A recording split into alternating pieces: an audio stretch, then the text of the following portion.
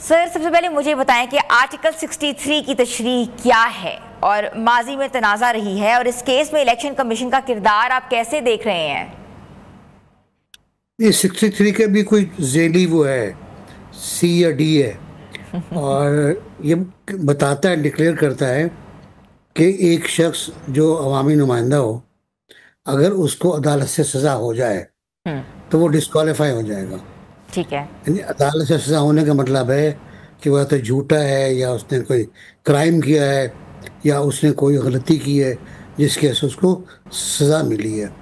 चुनांचे आपको शायद याद होगा कि एक कोर्ट थी हमारे चीफ जस्टिस चौधरी की, इफ्तिखार चौधरी साहब जी की, जी जिनको जी जी। बड़े जुलूसों के बाद, जलसों के बाद लाया गया था जमहूरियत की बहाली के लिए, कि जमहूरियत में वो इसमें काम करेंगे।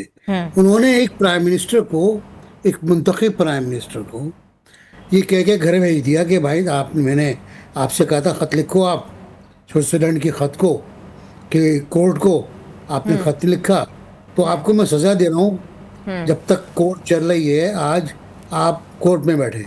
और उसको उन्होंने फिर डिस्क्राइब किया, एक्सप्लेन किया कि सज़ा हो गई क्योंकि कैद की, उन्हें कैद में रखा गया तो वो डिस्क्वालीफाई हो गए। उस पर स्पीकर ने उनसे कहा ये गलत है, तो उन्होंने बराह रास्त इलेक्शन कमीशन को लिख दिया कि बंदा डिस्क्वालीफाई हो गया है, तो इसको आप नोटिफाई करें। तो इस मुल्क में तो ये होता है, इस मुल्क में बकौल सुप्रीम कोर्ट के अब फैसला आया है 45 ईयर्स के बाद कि भुट्टो साहब को गलत फांसी हो गई। यहाँ जो सूरत हाल है वो ये है कि इन लोगों को इंसदाद दहशतगर्दी की अदालत से, छोटी अदालत है, इसके बाद हाई कोर्ट भी है, सुप्रीम कोर्ट भी है, सजाएं हुई हैं 10-10 साल की। जी। जिनको सजाएं हुई हैं उनका पहुंच गया होगा इलेक्शन कमीशन को, और इलेक्शन कमीशन ने उनमें से कुछ को डिस्क्वालीफाई किया है। इसका मतलब ये है कि आने वाले वक्त में जितने लोगों को सज़ा होगी, और वो जो लिखा हुआ है उसमें, जितने लोगों को सज़ा होगी वो सब डिस्क्वालीफाई होंगे। और जाहिर है इसमें बड़े अच्छे लोग भी हैं। अरे बुच्चर वगैरह के बारे में मुझे नहीं पता, मुझे यास्मीन राशिद के बारे में पता है बहुत अच्छी तरह। Very nice lady, very good lady, बहुत उसूली। और वो लोग लाहौर वाले तो वो लोग हैं कैदी जो पार्टी के लिए डटे रहे, जिन्होंने उफ नहीं की, जिन्होंने कैमरे पे कोई बात नहीं की, जिन्होंने नहीं कहा हमारा कोई ताल्लुक नहीं पार्टी से, जिन्होंने 9 मई को रिजेक्ट नहीं किया, बहुत अच्छे बहुत किरदार के लोग। अब देखें आप, इनको सजा होगी तो बाकी कौन है उसी इनके अलावा? बाकी इस्लामाबाद कुछ लोग होंगे, कुछ लाहौर इस्लामाबाद के लोग, फैसलाबाद का फैसला आने वाला है, फैसलाबाद का फैसला आने वाला है, कई केसेस के फैसले आने वाले, तो डिस्क्वालिफिकेशन होगी ये। और फिर जो पंजाब असेंबली में कल हुआ है वो आपने देख लिया। अच्छा, मुझे बताइएगा चुगताई साहब, ये बताइएगा कि ये सिर्फ कानूनी मामला आपको लग रहा है कि इसके सियासी जो असरात हैं वो भी मुरतब जो हैं वो होंगे, और ख़ास तौर पे अगर पंजाब में ऑपोजिशन की क़यादत पर क्या असर पड़ेगा? मेरे ख्याल है पंजाब में अपोजिशन की जो क़यादत है वो फ़िलहाल तो मसनूई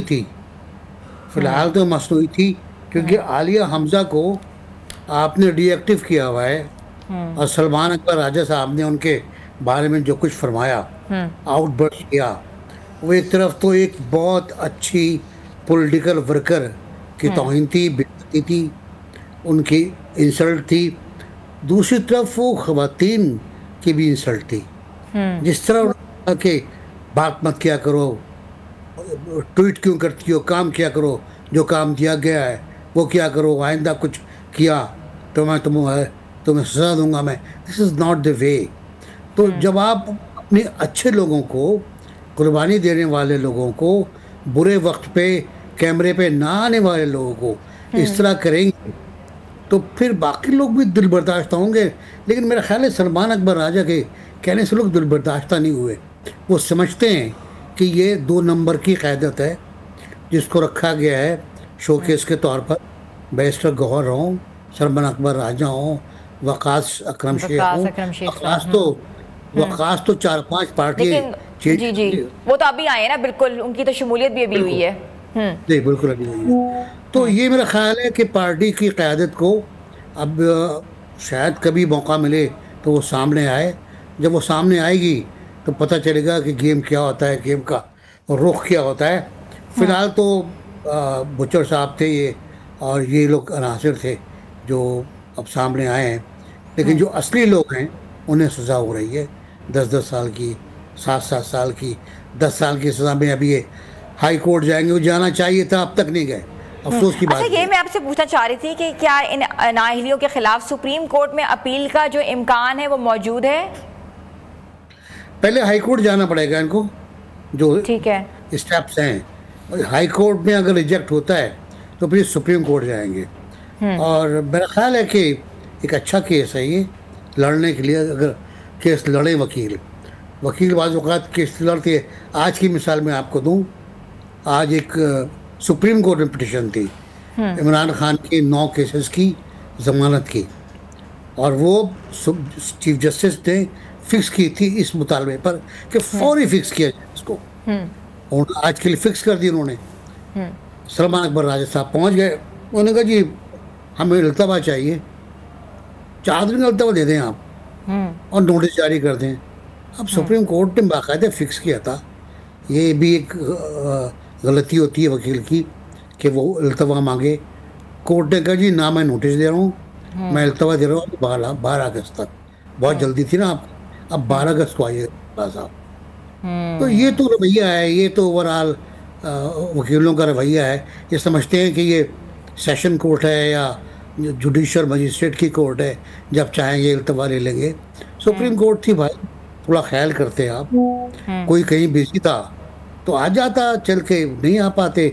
तो शाखाना केस में कई बार ऐसा हो चुका है, कई बार 190 में हो चुका है।